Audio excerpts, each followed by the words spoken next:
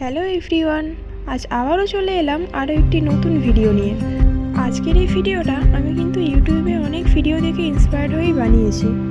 তোমরা তো থাম্বনেল দেখে বুঝেই গেছো কি বানাচ্ছি। হ্যাঁ, ঠিকই ধরেছো, আজকে একটা পেন স্ট্যান্ড সঙ্গে একটা মোবাইল র্যাকও বানাচ্ছি। তো প্রথমেই তোমরা একটা পেপার কাট করে নেবে, যার লেন্থ আর উইথ হচ্ছে 11 সেন্টিমিটার আর 22 সেন্টিমিটার। তারপর গ্লুগানের সাহায্যে প্রত্যেকটা আইসক্রিমের স্টিককে ওই পেপারটার ওপর পরপর বসিয়ে নেবে। আমার এখানে দেখো আইসক্রিমের স্টিকগুলোর শেপ ঠিকঠাক ছিল না, তাই মাঝে একটু করে গ্যাপ রয়ে গেছে। এই গ্যাপটা না থাকলে দেখতে আরও ভালো লাগবে। এই দেখো, কথা বলতে বলতে কিন্তু পেন স্ট্যান্ডটা হয়েও গেল।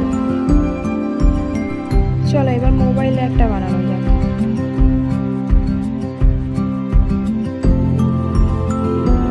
আরেকটা কথা বলে দিই, আমি কিন্তু এটার কোনো কালার করিনি, তো তোমরা চাইলে তোমাদের পছন্দ মতো কালার করতেই পারো।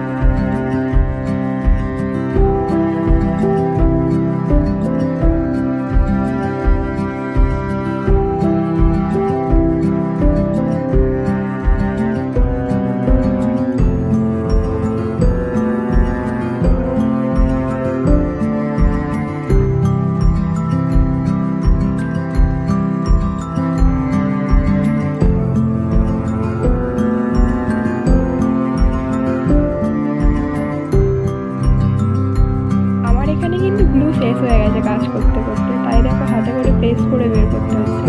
দেখো এখানেও কিন্তু সেম প্রবলেমটাই হয়েছে, স্টিকগুলোর মাঝে গ্যাপ রয়ে গেছে। একটা না থাকলে হয়তো দেখতে আরো পারফেক্ট লাগতো।